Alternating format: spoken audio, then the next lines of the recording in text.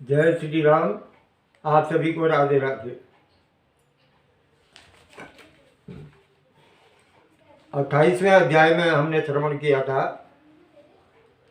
कि सुदेव नाम का जो लोभी ब्राह्मण था उसको अनेक योनियों में जन्म लेना पड़ा। उसके बाद पहले प्रेत योनि मिली, उसके बाद वानर योनि में गया और वानर योनि में भी वो जो है पुरुषोत्तम मास का सेवन करने के कारण जो है उसको उत्तम लोक की प्राप्ति हुई, वैकुंठ लोक जाने लगा।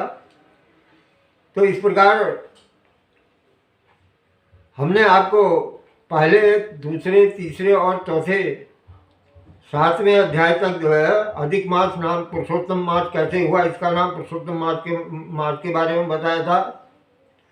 8 से 12 अध्याय में हमने आपको द्रौपदी के पूर्व जन्म का वृत्तांत बताया था, 8 से 12 अध्याय तक। और 13 से 19 अध्याय तक हमने आपको दृढ़धन्वा के पूर्व जन्म का वृत्तांत बताया था, राजा दृढ़धन्वा के। 20वें अध्याय से 22वें अध्याय तक हमने आपको पुरुषोत्तम मास के व्रत पूजन विधि, उद्यापन और उसको छोड़ने की विधि महर्षि वाल्मीकि ने दृढ़धन्वा को किस प्रकार बताया, ये हमने आपको श्रवण कराया था। 23वें से 24वें अध्याय में अगस्त्य ऋषि और राजा त्रिजटाबाहु के पूर्व जन्म का वृत्तांत कहते हैं, ये हमने आपको श्रवण कराया था।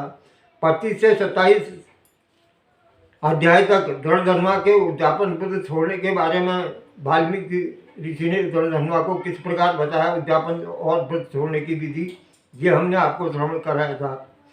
27वें अध्याय से करदय नामक ब्राह्मण का वृत्तांत, वानर योनि उसको कैसे प्राप्त हुई, ये हमने आपको श्रवण कराया।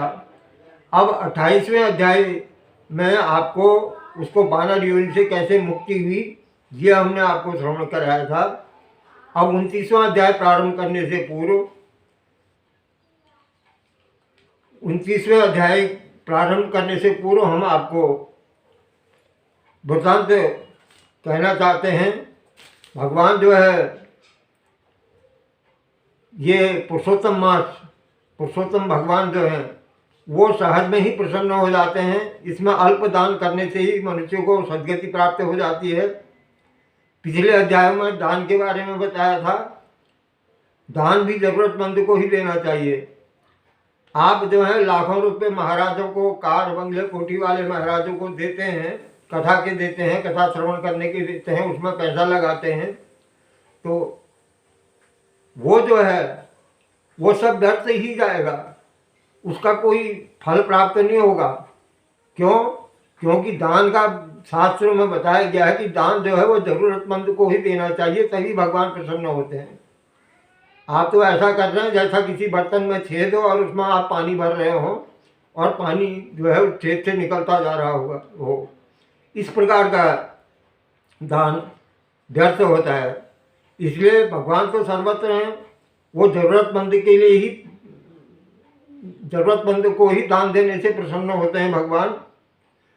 परमात्मा सब कुछ हर वक्त सर्वत्र है, इस बात को भक्त प्रहलाद ने सिद्ध किया।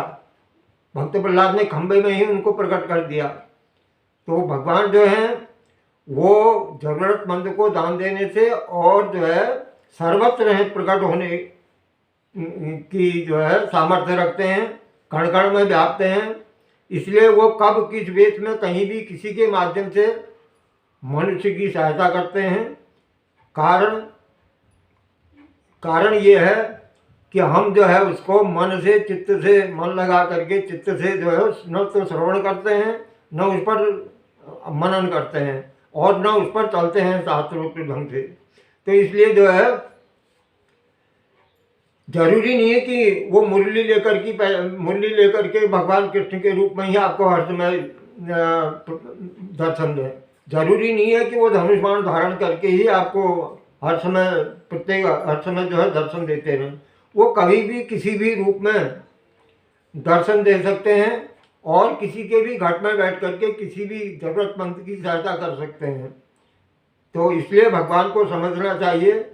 एक बालक नंगे पैर फूल बेच रहा था, तो उसके पैर में बड़े बड़े छाले पड़े हुए थे, अच्छी तरह चल भी नहीं पा रहा था। वो बड़ा पीड़ा के कारण बड़ा दुख भी हो रहा था और फूल भी बेच रहा था साथ में।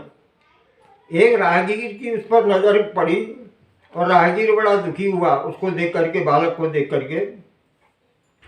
तो राहगीर जो है सामने एक जूते की दुकान में गया, उसने वहाँ से एक जोड़ी बूट खरीदे और उस बालक को साइज देख के हिसाब से, उसी हिसाब से उसको जो है बालक के पास गया राहगीर और कहने लगा, लो बेटा जूते पहन लो, और तुम्हारे पैर में छाले पड़े हुए हैं और तुम जो है बहुत अधिक छाले पड़ने के कारण तुमको अत्यधिक पीड़ा हो रही है, ये जूते पहन लो।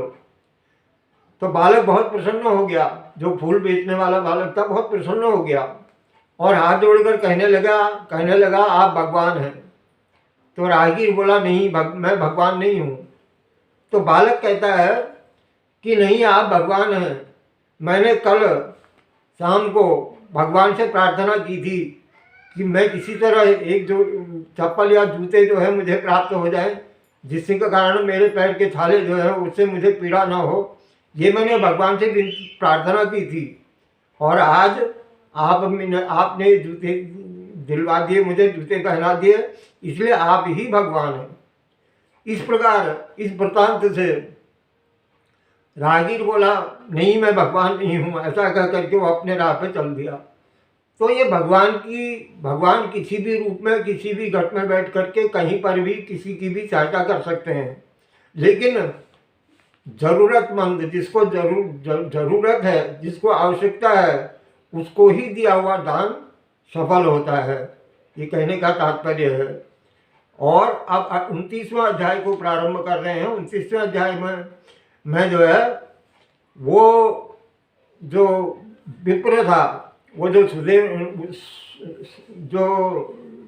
ब्राह्मण था, वो वानर योनि में चले गया था। करदय नाम का जो ब्राह्मण था, वानर योनि में चले जाने के बाद उसके पुरुषोत्तम मार्ग का सेवन हो गया उसको अनजाने में। उसके बाद उसकी जो है सदगति हो गई। तो करदय बोला, मुझे अपने अनेक कर्मों को अभी भोगना शेष है, किस कर्म से छुटकारा पाकर गोलोक प्राप्त हो रहा है मुझे, क्योंकि मेरे लिए विमान आया हुआ है, किस कारण से प्राप्त हो रहा है। तो हरि के दूत जो हैं, भगवान के दूत जो हैं, वो कह रहे हैं कि आपको नहीं मालूम, पुरुषोत्तम मार्ग में धर्म साधन पुरुषोत्तम है, विष्णु भगवान को प्रिय होने के कारण ही इसे पुरुषोत्तम नाम मिला है। इसी मार्ग का तुम तप कर चुके हो, चाहे तुमने अनजाने में किया, न जानते हुए भी किया, तो भी तुमको इसका फल मिला है, जो देवताओं के लिए भी दुर्लभ है।